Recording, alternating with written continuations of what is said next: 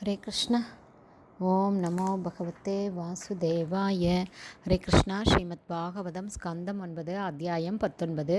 யயாதி மகாராஜா முக்தி அடைதல் என்னும் தலைப்பில் பதம் 1. ஸ்ரீ சுக உவாச்ச சாயித்தம் ஆச்சரன் காமான் ஸ்திரைனோ அபஹ்னவம் ஆத்மனக புத்வா பிரியாயை நிர்வின்னோ காத்தாம் ஏதாம் அகாயத்த. Word by word meaning. Shri Shuka உவாச்ச. ஸ்ரீ சுகதேவ கோஸ்வாமி கூறினார். சக யயாதி மகாராஜா இத்தம் இவ்விதமாக ஆச்சரன் நடந்து கொண்டு காமான் காம இச்சைகளின் விஷயத்தில் ஸ்திரைன பெண்களிடம் அதிக பற்று கொண்டிருந்தார்.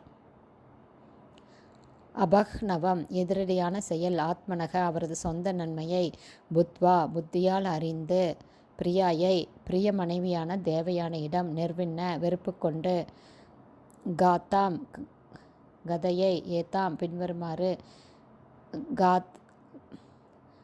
காத்தாம் கதையை ஏதாம் பின்வருமாறு இதை அகாயத்த விவரித்தார். டிரான்ஸ்லேஷன்.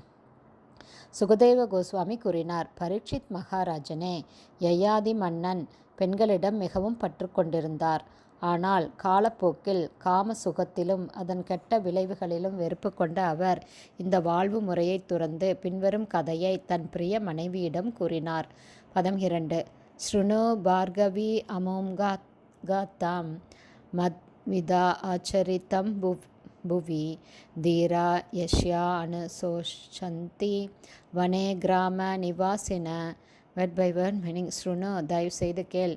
பார்கவி சுக்கராச்சாரியாரின் மகளே. அமோம் இந்த கதாம் சரித்திரத்தை, மத்விதா என்னுடைய நடத்தையை ஒத்த, ஆச்சரித்தாம் நடத்தை, புவி இந்த உலகினுள், தீரா நிதான புத்தியுடையவர்கள், யஷ்ய எவரின், அனுச்சோச்சத்தி மிகவும் வருத்தப்படுவார்கள், வனே வனத்தில், கிராம நிவாசின பௌதீக சுகத்தில் அதிக பற்றுடைய. டிரான்ஸ்லேஷன். பிரியமுள்ள மனைவியே, சுக்கராச்சாரியாரின் மகளே, இந்த உலகில் என்னைப் போலவே ஒருவன் இருந்தான். அவனுடைய வாழ்க்கை சரித்திரத்தை கூறுகிறேன் கேள். இத்தகைய ஒரு குடும்பஸ்தனின் வாழ்வை பற்றி கேட்பதன் மூலமாக இல்லற வாழ்விலிருந்து ஓய்வு பெற்றவர்கள் எப்போதும் வருத்தப்படுவார்கள். பர்பட் பை ஷில பிரபாத். ஜெய் ஷில பிரபாத். கிராமத்தில் அல்லது நகரத்தில் வசிப்பவர்கள் கிராம நிவாசி என்றும், வனத்தில் வசிப்பவர்கள் வனவாசி அல்லது வானப்பிரஸ்தர்கள் என்றும் அழைக்கப்படுகின்றனர். குடும்ப வாழ்விலிருந்து ஓய்வு பெற்ற வானப்பிரஸ்தர்கள் பொதுவாக தங்களுடைய கடந்த கால குடும்ப வாழ்வை பற்றி வருத்தப்படுவார்கள். ஏனெனில் அது அவர்களுடைய காம இச்சையை நிறைவேற்றுவதில் அவர்களை ஈடுபடுத்தியதே காரணம். கூடிய விரைவில் ஒருவன் தன் குடும்ப வாழ்விலிருந்து ஓய்வு பெற வேண்டும் என்று பிரகலாத மகாராஜா கூறியுள்ளார். அது ஒரு இருண்ட கிணறு என்று அவர் வர்ணிக்கிறார். ஹித்வாத்ம பாதம் கிரகம் அந்த கூப்பம். நிரந்தரமாக தன் குடும்பத்துடன் வாழ்வதிலேயே கருத்தை செலுத்துபவன் கொஞ்சம் கொஞ்சமாக தன்னை கொலை செய்து கொண்டிருக்கிறான் என்பதை புரிந்து கொள்ள வேண்டும்.